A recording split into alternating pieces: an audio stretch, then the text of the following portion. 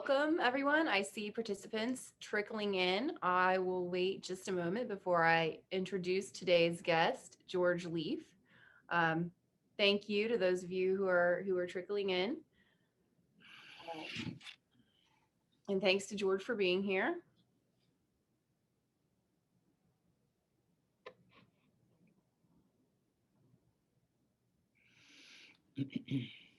All right. Well, welcome everyone. Thank you for attending our fourth education book discussion. This is a new series that we've launched, and I'm glad you're able to make it. We'll continue to host education book discussions quarterly with authors of recent or sort of recent books, either about higher education or related to higher education. Thank you to our viewers and donors for making events like this possible. I'm Jenna Robinson, president of the James G. Martin Center for Academic Renewal. The Martin Center is a nonprofit organization dedicated to higher education reform. We advocate responsible governance, viewpoint diversity, academic quality, cost-effective education solutions, and innovative market-based reform. You can find us at jamesgmartin.center and also on Facebook, Twitter, and YouTube. Please subscribe to our newsletters to learn more about events like this one and to help us improve higher education. I'll hand the floor over to George shortly, but I want to take 1 minute to tell you how this event will run. First, George will talk for about 20 minutes about his book. Then he and I will have a short discussion. And at around 3:30, I'll start posing questions from the audience. Viewers, you can post a question by using the Q&A icon at any time. And I will pose your questions to George at the end of the discussion. Viewers on Facebook, you can simply post your questions in the comments section, and we'll be sure to monitor those as well. Also, I wanted to let you know that we are recording this event so you can watch it later on our website or on YouTube or share it with your friends. And without further ado, I will introduce George. So first, George Leef is my colleague here at the Martin Center, where he is our director of editorial content. He holds a Bachelor of Arts degree from Carroll College in Waukesha, Wisconsin, and a JD from Duke University School of Law, although I think he spends more time dissuading people from schools of law than using his law degree. He was a vice president of the John Locke Foundation and director of the Pope Center for Higher Education Policy until the Pope Center, now the Martin Center, became independent in 2003.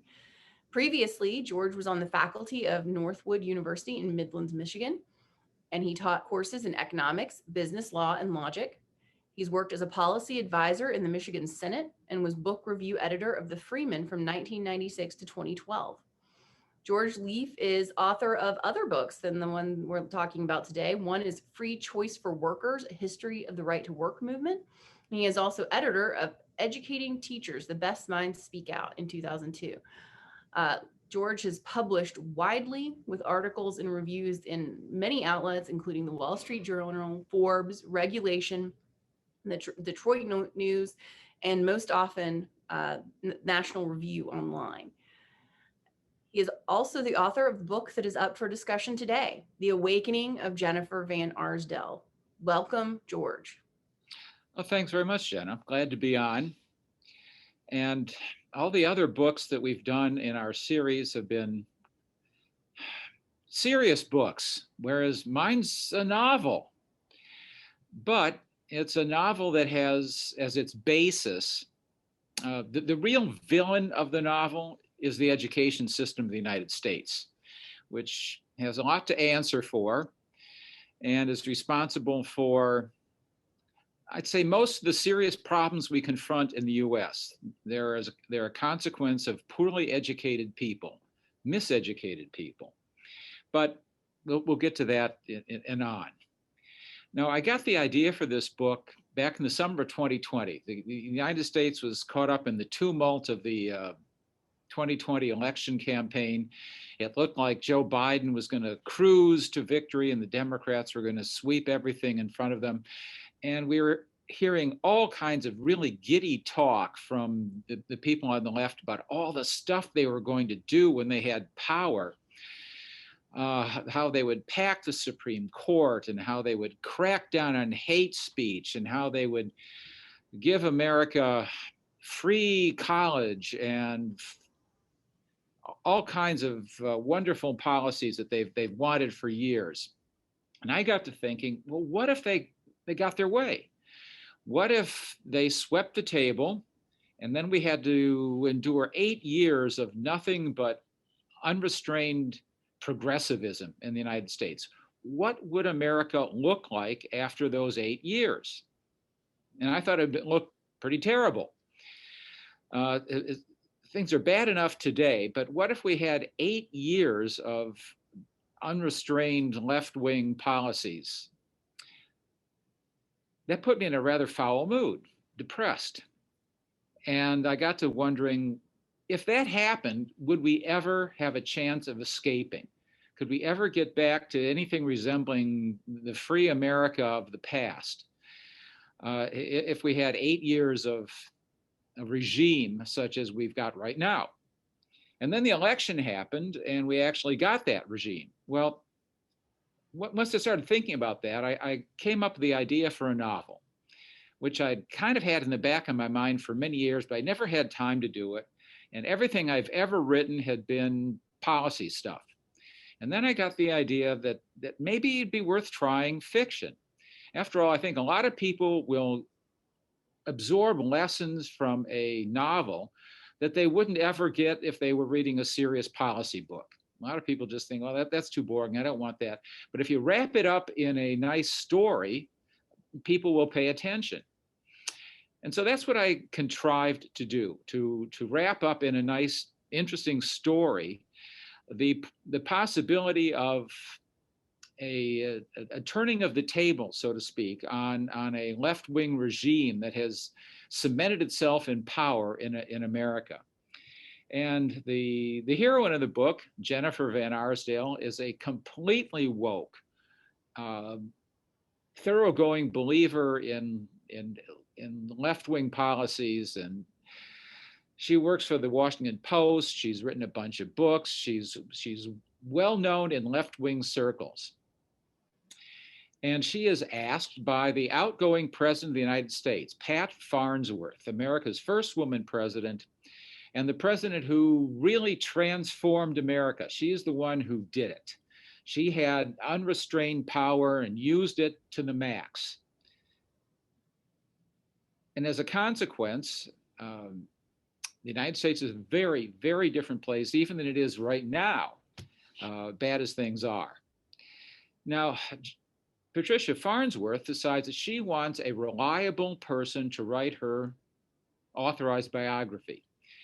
And the person they settle upon is Jennifer Van Arsdale, who has proven herself to be a dedicated progressive time and time again, writing pieces for the Washington Post that help to sink Republicans and make conservative free market ideas look terrible.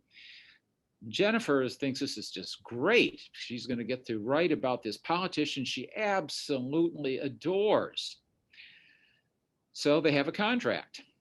And the contract says that in 6 months, she'll have a draft of this book. So they fly her out to the president's home in Laguna Beach, California, overlooking the Pacific.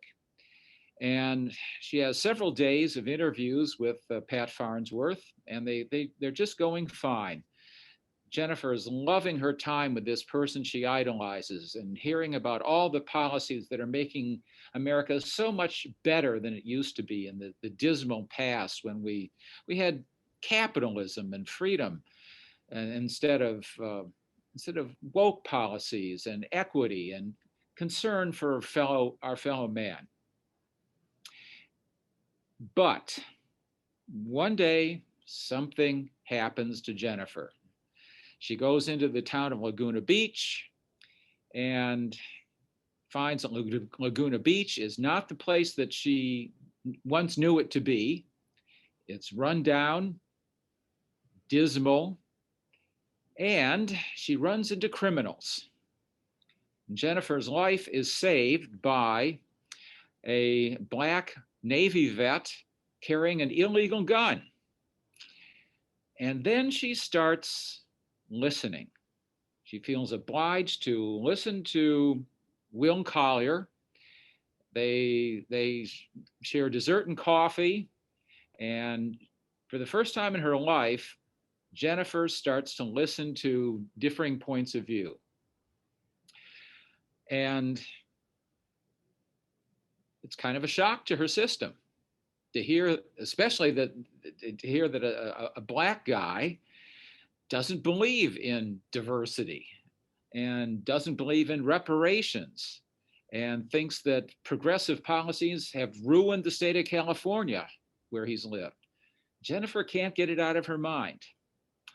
And then she goes to a meeting of the local community group in Laguna Beach, where Will is one of the members, the Free People of Laguna Beach, where she hears a whole lot more voices that conflict with everything she's ever believed.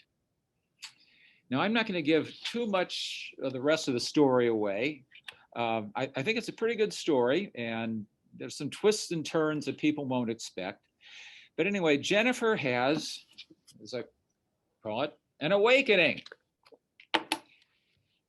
So the question really is, as one of the characters in chapter 7, where she meets with these free people of Laguna Beach, the question is, are we past the point of no return?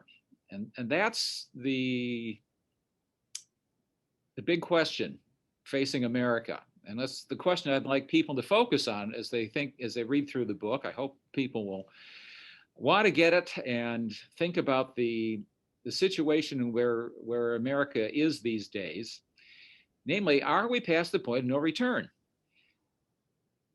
Has the progressive wing so cemented itself in power with restrictions on freedom of speech, with restrictions on the use of the courts, with policies that buy support from voting blocs, with policies that will designed to squelch opposition through harassment by the IRS and other agencies. Are we past the point of no return?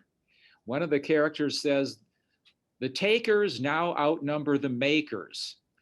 And he thinks that there's a little chance that we can ever get back to a normal country, given that fact. There's so many more people who are looking to government for their sustenance, who look to government to solve all their problems. Do we still have a chance? My answer is, and I wouldn't have written the book if I didn't think there was we were past the point of return, but we're darn close to it. But I don't think we're past the point of no return. There's still some fight in those of us who believe that limited government is better, that personal responsibility and freedom of action do a whole lot better than government bureaucrats can do. And I'm a little bit heartened by the fact that so many Americans are sick of government these days after 2 years of COVID bossiness. I think the whole government brand is now in disrepute, and people are going to start listening to these sorts of arguments that I've packed into the book. Now, one of the adages when you write fiction is write what you know. Well, yeah, duh. It's easy to fill up a page with stuff you already know, and it's very hard to fill up pages if you have to go and learn something fresh. So I wrote about stuff I knew. Some of that stuff has to do with economics. There's a lot of economics lessons in the book about, inflation, for example. We're experiencing that right now, and if you read the book, you'll learn what some of the people in Laguna Beach think about inflation. They explain it to Jennifer, who didn't get it before, but now she does. There are lessons about public choice theory.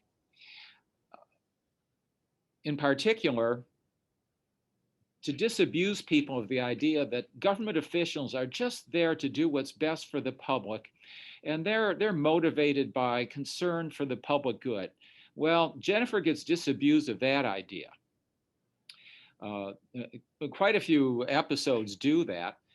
For one thing, she learns about civil asset forfeiture, another topic that I've written a lot about and couldn't resist packing into the book. Civil asset forfeiture is where the police or government officials can just abscond with your property, cash, a car, even real estate, simply because they accuse you of maybe having acquired it illegally. Well, Jennifer thinks that's pretty bad. And then it turns out she has to worry about it herself later on in the book. Oh, there's eminent domain. She learns about uh, a situation that arose in Laguna Beach that's an awful lot like the Kelo case in New London, where a whole lot of nice small homes were destroyed because big business wanted free land and government officials were happy to help them get it. So Jennifer learns a lot about the way the world actually works that conflicts with all of her beliefs that stemmed from years at Oberlin College and working in the Washington bubble with the Washington Post. There are also lessons about history.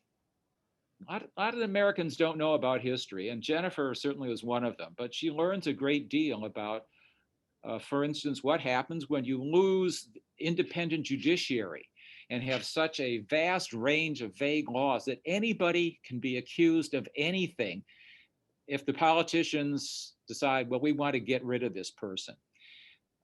One character in the book explains to Jennifer what it was like to live in Stalin's Russia, where Lavrenti Beria bragged to Stalin, just tell me the person and I'll find you the crime. Well, we're getting to that point in the United States. Jennifer finally realizes that all these people that she thought were so good are not. Now, the education system also plays a big role in the book. Pat Farnsworth, the president, the progressive president, how did she get to be where she was? How did she come to hold the idea she did? Well, it has a lot to do with her education, starting back in high school, where the courses that had the most impact on her were courses on economics. But of course, they were not really courses about the principles of economics. They were courses about Marxist economics and about American history. Well, she didn't really learn much about American history. She learned kind of like a Howard Zinn version of everything that's bad about America. Well, that's why Pat Farnsworth turned out the way she did. And then when she went to college, things got worse. And then when she went to law school, things got still worse. So the real villain of the piece is not so much Pat Farnsworth as Pat Farnsworth's education. So if you want to learn a great deal about what's wrong with American education, I put it in the book. And I included one chapter with a former college professor talking about the idea of free college and government subsidies for college. In as much as we're talking right now about canceling student loans, there's a good deal in the book about what's wrong with the idea of government subsidizing college for virtually everybody, as we have been doing. So, just to kind of wrap things up about the basics of the book, it's a pretty good novel. It has a lot of twists and turns in it. It's gotten a lot of good reviews, and I think this is my contribution trying to save America. If it can be saved, I've now fired a shot or two of my own in that battle. So that's it in a nutshell. Thank you, George. And I know I sent you a list of questions, and I'm going to start by throwing you for a loop and giving you one that I did not send to you. Okay. That is, it's a two-part question. One, would you go as far as to call this a dystopian novel? And if so, did you draw any inspiration from some of the other novels where education and knowledge have been kind of systemically removed from the culture? I'm thinking here about Fahrenheit 451 or Brave New World. Start there. Yeah, it is dystopian, but not that dystopian, because all the things that have happened to America are things that the progressives have been talking about for many years. Things that they really want to do: pack the Supreme Court so nothing can stand in their way of their legislative program. Want to crack down on hate speech. Well, that happens in the book, and they're doing it on college campuses all the time. They want to use government power to humiliate and intimidate anyone who opposes them. Well, yeah, that's kind of dystopian, but we're darn close to it. So yes, this is kind of a dystopian novel. And I was thinking about similar books as the ideas were formulated in my mind. In particular, it's a little bit like Atlas Shrugged, except Atlas Shrugged is about 4 times as long, and it's less plausible than Awakening of Jennifer Van Arsdale. Excellent. So tell me, who is the intended audience for your book, and what do you want this audience to take away? The intended audience is anybody who cares about the future of America. Now that could well encompass everyone, even the far left. They're concerned about the future of America. But the real audience is people who think that America's on the wrong track, that government is much too big, has much too much power, takes far too much of our money, is building up fantastic and unpayable debt. That's the audience, the people who might be inclined to just say, well, gosh, let's give up. They've beaten us. I want to steal the resolve of anyone who's got any fight left to say, no, we've got to rebuild a culture of liberty in the United States. And only if we do that will we ever get back to the way the country used to be, the way people had freedom to make what they wanted to of their lives, succeed based on their own abilities and ambition, or fail. People used to be able to fail, and if they did, they'd have to try something else. These days, of course, if you fail, you get bailed out. Or maybe you don't even start trying because you know, well, the government will be there to help me out. So that's the target market. The people who are going to get some steel in their backbones and say, we're going to combat what's happening to America. We don't want to get past the point of no return. We don't want to turn into Venezuela. And we're going to try to convince everyone possible that we can still avoid a disastrous future if we restore liberty in the United States. Tell me a little more about the role that higher education plays in creating the bubble that Jennifer lives in and that Pat Farnsworth lives in. I'm thinking here about general education. That's where I generally put a lot of blame. You mentioned economics and history as well. Talk more about that. Yes. As I said earlier, the real villain is the education system. Jennifer is a product of Oberlin College. Now she loves classical music, by the way, and that's why she went to Oberlin initially. She thought she might be able to, if not become a concert pianist, at least she'd be good enough to teach music. But she turns away from music because she really gets turned on to journalism at Oberlin. And the people who talk about journalism and all the other topics, economics and history, well, they convinced Jennifer that America is a really terrible place and must be transformed, totally transformed. We have to give up on all these bad old capitalistic ideas. And she came from a family that was hardworking, small business people, but she doesn't like their values. She thinks they're mistaken. They're not bad people. They're just mistaken in their values.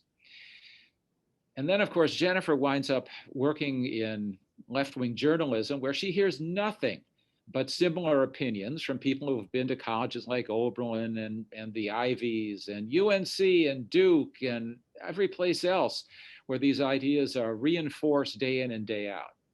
And then there's Pat Farnsworth, who went to Dartmouth, where she had lots of activist professors. And then she went to Stanford Law School, where she heard even more of that. These ideas are drummed into people's heads, and they're very hard to get them out. Only with the threat of death Jennifer give up her ideas about progressivism. So yeah, the education establishment is really the villain of the piece. What do you think colleges could do differently to not to indoctrinate students in the opposite direction, but to lay out the evidence and let students make up their own minds? Well, yeah, good point, Jenna. And let's go back what you said earlier about general education. At one point, not even so many years ago, most colleges insisted upon a general education program for students, which would require them to learn some of what we used to regard as the pillars of a solid education. Learn some about American history, and not politicized American history, the actual facts about American history. To learn some about basic science. Now, that can be substituted. To learn some college level mathematics. Now that's pretty much gone because people think math is too hard and it's scary, and students don't want to have to work hard in college, and so that's pretty much gone. General education has been watered down to the point where it's really not even worthy of that name any longer. But if colleges wanted to reintroduce serious general education, they would do themselves and they would do their students a big favor. In fact, I think that there might be a slight movement in that direction now as more and more parents and students are figuring out that what they're getting in college is of little value, certainly not worth the extreme cost. And I believe that more and more people are starting to look around for alternatives where they will get a decent general education and they will get coursework that's meant for serious students without the politics. There's a big demand for practical knowledge. And I think a lot of people are figuring out that they're just wasting their time and their money in these courses that are basically indoctrination. So that's how colleges, if they really want to serve their students, and I think serve themselves, because enrollments are dropping. And I think they're going to keep dropping, except at those schools that are offering what students and parents really want. Um, I think that we might see a glimmer of hope in that respect. Excellent.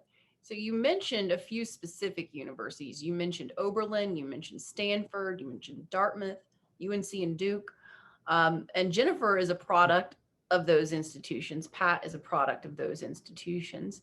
Do you think the attitudes and opinions that they hold are limited to elite institutions? No, but they're worse at the elite institutions. The the more elite a school is, it seems, the more zealous the faculty and students are in pushing woke ideas. If you go to small regional universities and colleges around the country, I think you find less of it. It seems to have settled in and become most intense at the places like Yale and Harvard and UNC and Duke, where if you say something that offends any of the student body, for instance, Professor Katz at Princeton has just been fired despite the fact that he's was a tenured uh, professor of great renown. Well, he said some things that upset the woke mob, and they fired him. That probably wouldn't have happened at a small regional university. It probably wouldn't have happened at an App State, for example, here in North Carolina. Um, but the elite institutions are seemingly most intent on showing how woke they are. And that's why the curriculum is worse there. The campus climate, as far as free speech, is worse there. The need to walk on eggshells and avoid any confrontation with any of these academic groups that hold sway are worse there. So yeah, the elite institutions, not exclusively, but that's where it's concentrated. That's where the toxin is the worst. Thank you.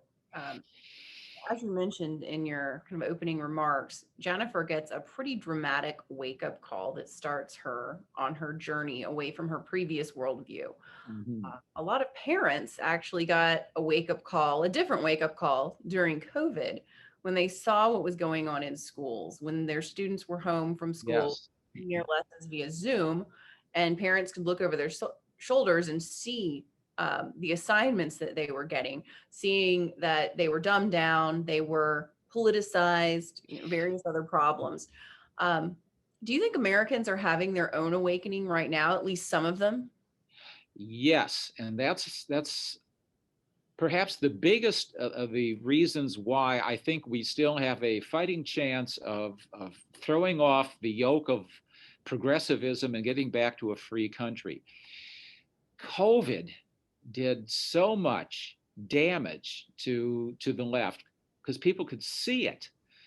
They didn't like being told that their businesses would have to shut down. They didn't like being told they couldn't go to church because that was not essential, and they really didn't like what they were seeing in schools. They didn't like the Zoom classes to begin with, and they really didn't like what they were seeing was going on. The fact that millions, I think it's now millions. I've seen that number thrown around. I think that millions of the students have left public schools where you get far more of the indoctrination for private schools where you might not get it, but you still could. And homeschooling and other alternatives, learning pods, for instance. Uh, this has taken away a lot of the traction that the progressives has always enjoyed of in indoctrinating young people. Well, the young people aren't there to be indoctrinated. College enrollments are also down. And I think that's a good thing. I've been talking about the college bubble for more than 20 years now, and finally it's deflating, and that's a good thing. Let let let students go and learn something useful without paying a huge amount of money, borrowing a lot of money, to listen to a lot of professors tell them how terrible America is. The fact that people are souring on the education establishment, that's cause for optimism. Excellent. So, how can young people inoculate themselves against the kind of the dogmatic woke mindset that Jennifer has at the Yeah. beginning of the book? You could do what Jennifer's sister did. Don't go to college. Jennifer has a younger sister, Madeline, who Jennifer looks down at because she didn't go to college, and she has these horrible right wing views. Well, in the end, Jennifer has to admit that Maddie was a lot smarter than she ever gave her credit for, and she winds up reading a whole lot of the books that Maddie had in her library, such as The Road to Serfdom, Free to Choose. So there are lots and lots of ways for young people to read the classics of freedom, and they can read them on their own. They're not that difficult. Milton Friedman's Free to Choose. It's very accessible. For instance, you learn the lessons very easily. Jennifer, in fact, learns the lessons rather easily when she decides that these are books worth reading. And of course, there are also lots of other sources. You don't have to read books exclusively. There are all kinds of podcasts and webinars and websites full of interesting information that would serve as an antidote to all the left wing, the Howard Zinn type stuff, the Bernie Sanders type stuff that young people hear so often. There's material out there that will easily counter that, and all we have to do is, I think, lead people to it, and they might come to the same realization as Jennifer that if this country is going to have a future, it lies with a restoration of liberty and avoiding going over the cliff with progressive policies. Now, you mentioned Maddie's path of not going to college, but for some students, if they want to be a doctor or a lawyer, or if they just thrive in an academic environment and want to be in that Yeah. community, do serious academic work, college is still a great choice. Can you mention some that you think are getting it right? There are a few schools that still do get it right. Top of the list is Hillsdale. Hillsdale does great stuff. It's not a school. People think, oh, Hillsdale, it's a right wing. It's not a right wing college. It's just a non ideological college. The coursework at Hillsdale is not in any way what you'd call conservative. It's just not ideological. The faculty members at Hillsdale and quite a few other lesser well known schools, they stick to their knitting. They teach their subjects. They're not out there trying to act as change agents and turn out ideological clones of themselves, as you find at so many colleges, universities. Hillsdale is a good choice. Um, oh, there's a very nice college out in Wyoming Catholic College. I'll mention. Uh, they also don't take government money, by the way, and the teaching there is geared to the great books. And if you go there, you'll emerge with a fine education, uh, little in the way of debt, and you'll be ready for life in a productive capacity. Uh, I believe that the Martin Center is putting together a report on, on colleges that don't take government money, and because they don't take government money, they can act in their own according to their own vision, and students would be well advised to save money and get a good education at such a school and avoid going into vast amounts of debt to go to a school that's called elite, where in point of fact there's nothing elite about it at all. Well, thank you, George, for putting in that plug for our report that is forthcoming fairly soon. Um, and I will put in a plug since you mentioned Hillsdale for Hillsdale's free online courses. I recently started taking their online course in philosophy to brush up on the things that I missed during my own miseducation. And it's wonderful. It's completely asynchronous. And of course, since it's free and online, there are no grades. And I just am doing it for the love of learning rather than to get any kind of credit. But it's excellent so far. I'm really enjoying it.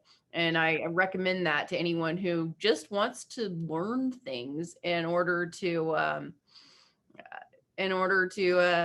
seek truth and beauty and goodness and all those things that education used to be about. Yeah, America is just loaded with such opportunities. And all people have to do is look a little bit, just a minute or two on the computer, and you can find courses that don't cost you anything. You won't get any credit for it, but if you really want to learn, you can go there and you'll find that you're not being proselytized and you're not going into debt.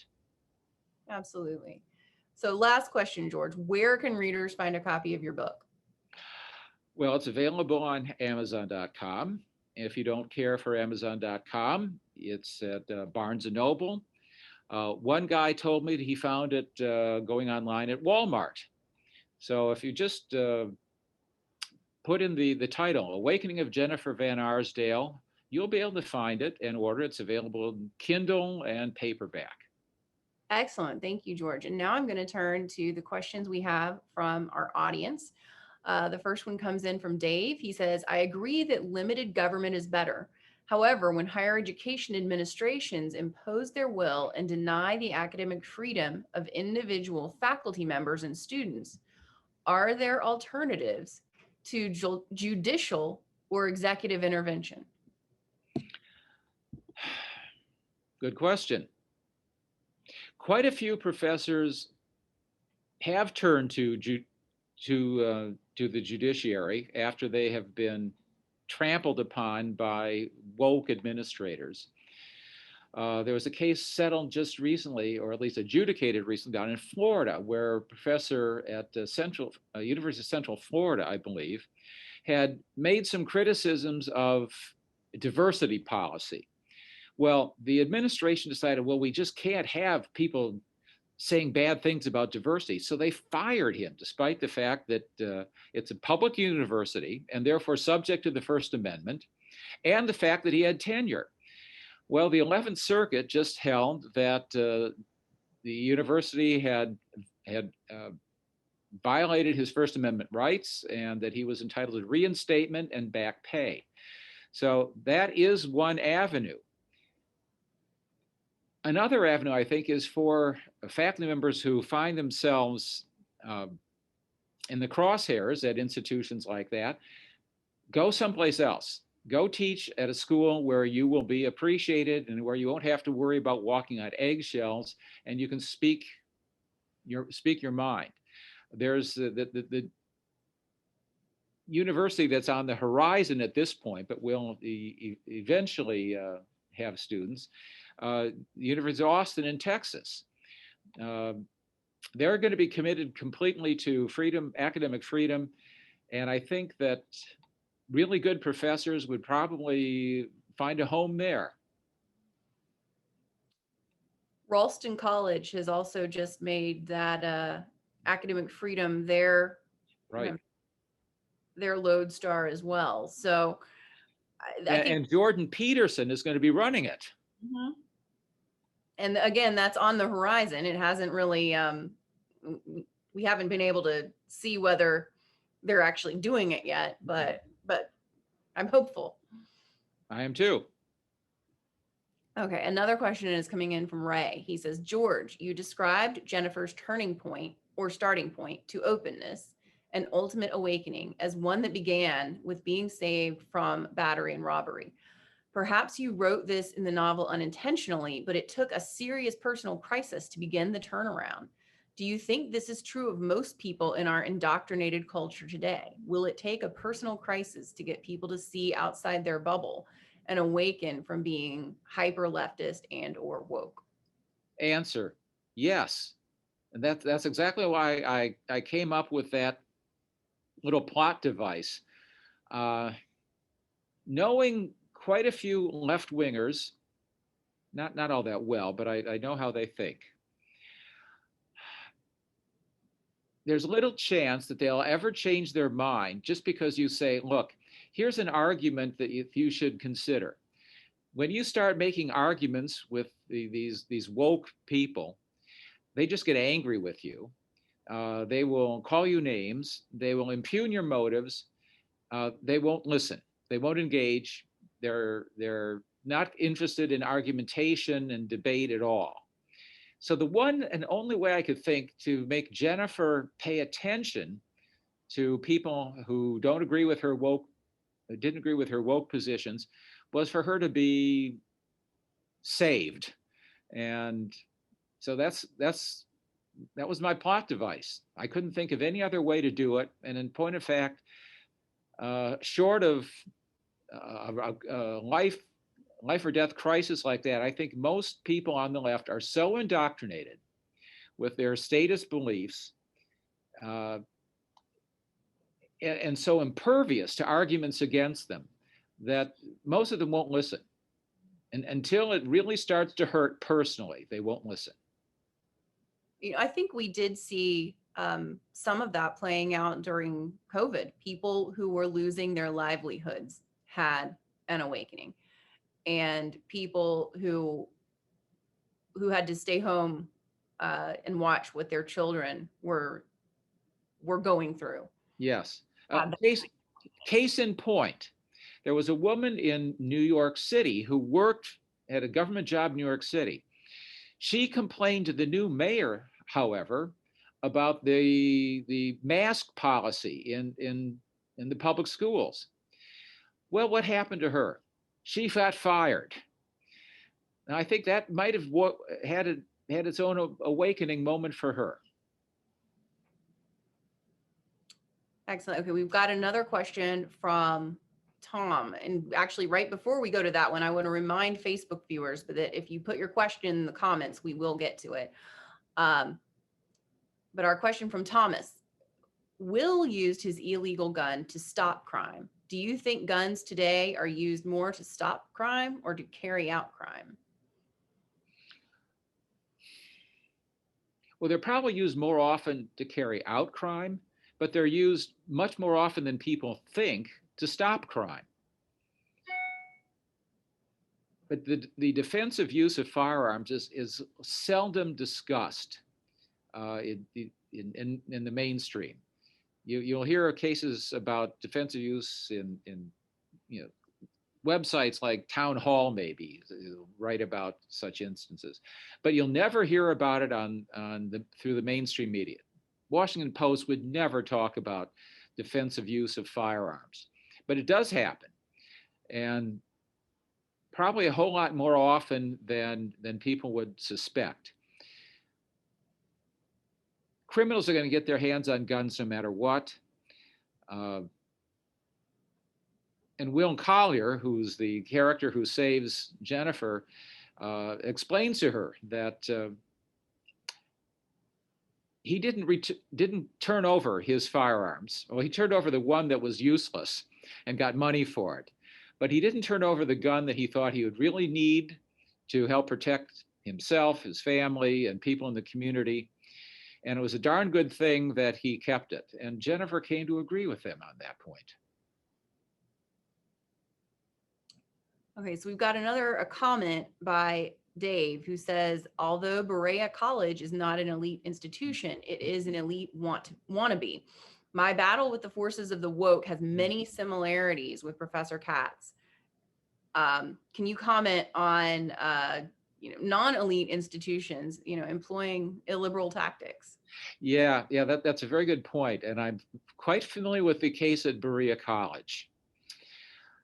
There are lots and lots of administrators running colleges as big as Harvard and as small as Berea, who have all come out of the education establishment mindset, and they don't want to cross anything in the progressive ideology. In fact, they want to signal their virtue at every opportunity that's possible.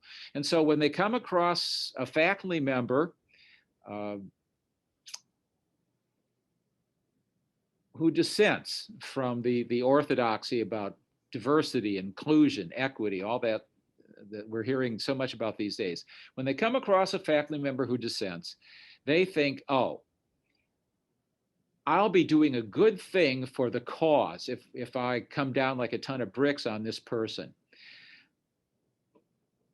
So I'm afraid that it's worse at the woke institutions, the elite institutions, but there's this woke ideology that has permeated the education establishment from top to bottom. And it's the rare institution, like a Hillsdale, where you don't find administrators who are trying to signal their woke virtue and get a better job at a more prestigious university by showing how progressive they are. Got another question, this time from Lou. He says, it's a comment really. Every time I think of my alma mater, Duke, I think it's run by the same guy who starred in House of Wax. And George, I know you've been commenting on Duke for years. So anything to say about Duke? Nothing good. Duke has succumbed completely to the progressive mindset.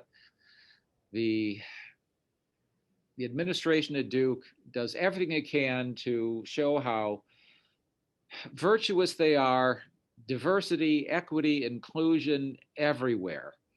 It was just a few years ago that one faculty member in particular criticized a diversity training program that Duke was going to have. It was in the divinity school, as I recall.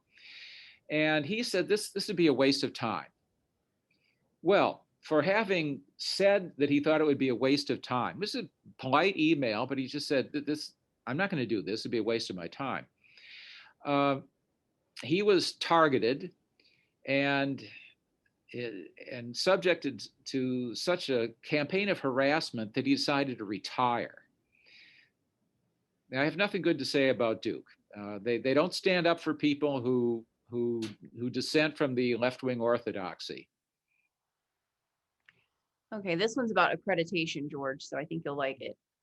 Several years ago, educational assessment was becoming an increasingly important part of accreditation. Do you see a potential for assessment to help stem the tide of progressive ideologies? Many such progressive programs have just the opposite of the intended effects. If this is something that comes from the accrediting field, it's probably a bad idea. Accreditation does almost nothing in the way that people think it should work. They think that accreditation is somehow a guarantee of quality in colleges and universities. It doesn't guarantee a quality education whatsoever. All it guarantees is that the colleges are following the rules of the accreditors. And the rules of the accreditors say nothing about whether the courses are well taught, whether the courses are full of politicization, whether the students actually learn anything. That's completely beside the point with accreditation. Now, the accreditors have tried over the years lots of little gimmicks to show that they're really doing important work. And one of them is to say, well, we're going to insist that colleges and universities show that they're meeting their learning objectives. Well, meeting learning objectives is just one of these little gimmicky things that it looks like it's accomplishing something, but it really isn't. They learn how to game the system, how to meet their apparent objectives. I don't think it does the slightest bit of good. Accrediting, I think, would go by the wayside if it weren't for the fact that to remain eligible for government money, a college must be accredited by one of the government's official accreditors. If it weren't for that, I don't think that people would pay much attention to accrediting at all.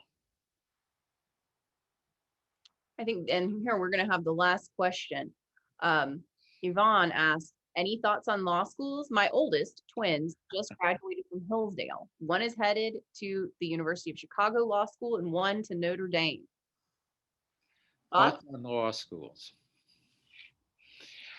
Ah, yes, I have a few. How many hours do we have? Law school is fundamentally unnecessary.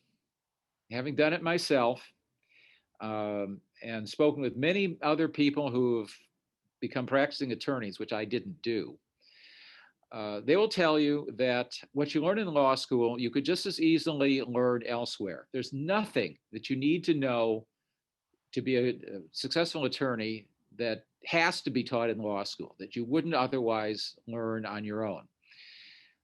In fact, almost everything that a practicing attorney does need to know, he does learn on his own. He learns it after law school. What little there is at value in law school, the basics, it's sort of a gen ed in law school, torts, civil procedure, contracts, con law, property, all that stuff. Well, you'd learn that on your own anyway. There's no reason why you have to spend 3 expensive years in law school to learn it. And in fact, I think I know one guy in particular who went to Harvard. And he said, "I didn't learn much at Harvard. I just enjoyed life there, but I started really to learn the law when I crammed for the bar exam." So it's too bad that we have this mandate that you have to go to law school before you want to become a practicing attorney. We do have it. Chicago is not bad. At least at Chicago, you still have the Chicago principals, and you still have quite a few faculty members who take the law seriously. I think the same thing is true at Notre Dame, though I don't know as much about Notre Dame. Many other law schools, though, are succumbing to wokeness. The curriculum is becoming more and more, to use the title of an article the Martin Center published many years ago, it's bad sociology, not law.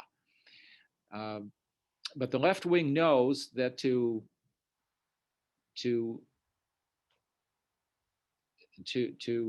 control the thinking in society, if they get to the legal profession and control how they think, they'll accomplish their objectives. And so they've been infiltrating law schools. More and more professors there are, they have little respect for the traditions of American law. They'd like to overthrow it. They're revolutionary minded, and they would like their students to turn out the same way. So if you have to go to law school, at least try to avoid taking those professors. Stick to the black letter law courses as much as possible. That's my advice, if you have to go at all. Okay, so I said it was going to be last question, but then we had some more come in. So, a question from Lawrence. I find that book clubs are an excellent vehicle for constructive and open discussion of ideas and subjects, such as are espoused in your book. Do you have any strategies for getting your book reviewed so that you can get the Awakening of Jennifer Van Arsdale in front of those of us who recommend books for our clubs? Well, my strategy has been to beg everyone I know to write a review, and quite a few people have done so. Just yesterday, a review popped up on the Acton Institute's website, written by a young fellow who teaches at Thales Academy, who I know. And I had dinner with him quite a few months ago and brought this up. And he said, "Hey, how about doing a podcast?" And I said, "I'd love to do a podcast with you, Josh." And he said, "How about if I write a review?" And I said, "That would be splendid." Um, if you go to the Amazon site, I think there's something like 34, they call them ratings. Most of them are written reviews, and most of them are very favorable. And then I've had quite a few other good reviews that aren't published on Amazon, but I'd be happy to share with anybody who would like to email me and ask about them. But yes, it's true. Good reviews do help spread the word about a book, and I'm hopeful that they'll also help me to get some good media. So far, I haven't had any big media breakthroughs, but I'm optimistic.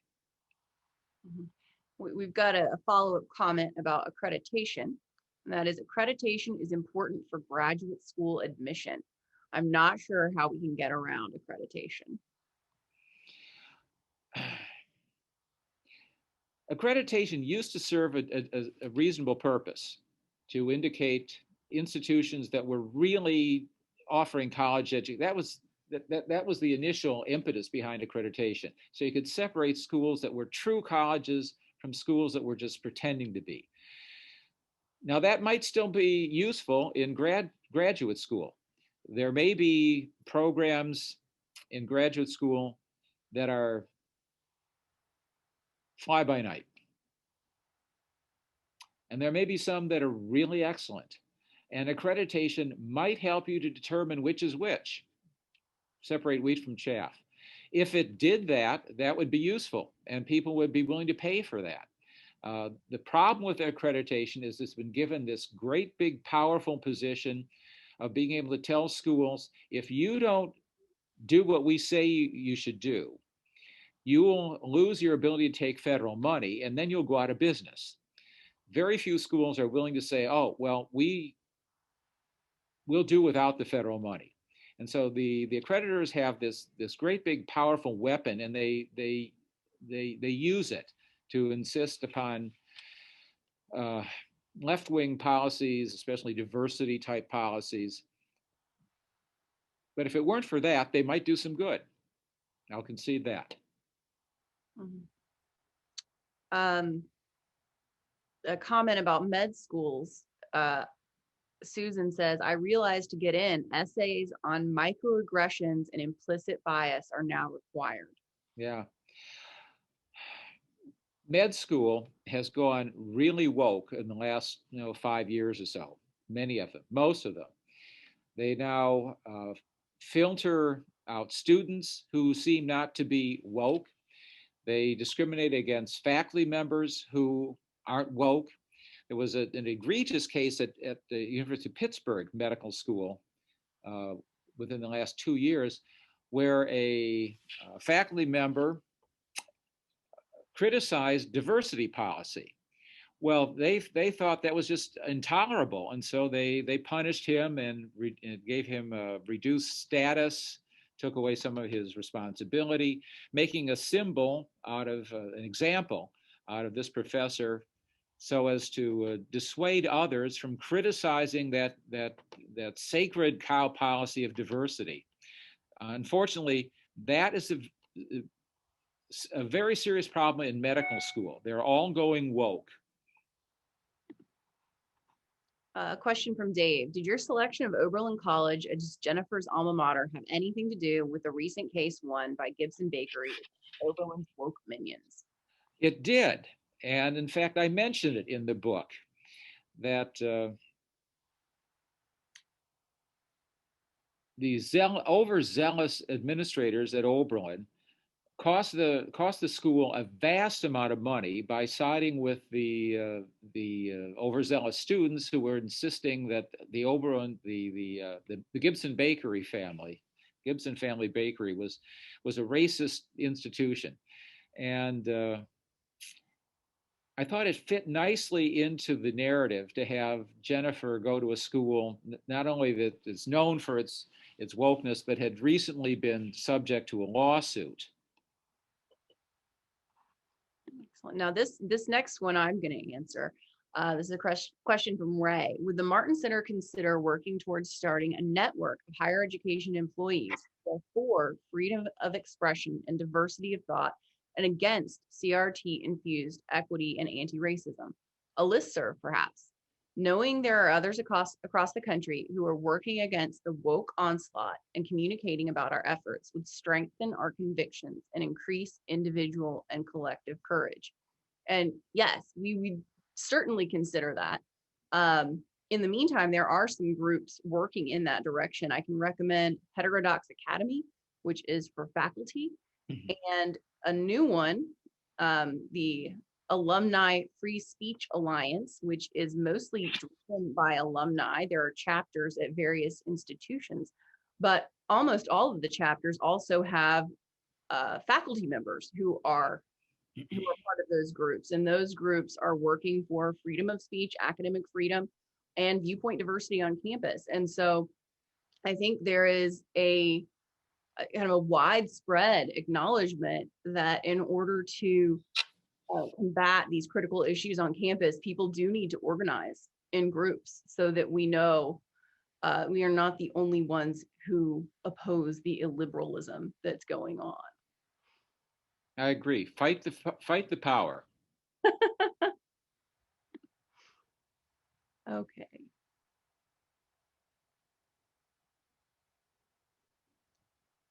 I think that is. Oh, okay. One more. We'll take one more. Question from Thomas. Are there useful newspapers today? Are there useful newspapers today? There may be a few. I'm told the Orange County Register is still a pretty good newspaper.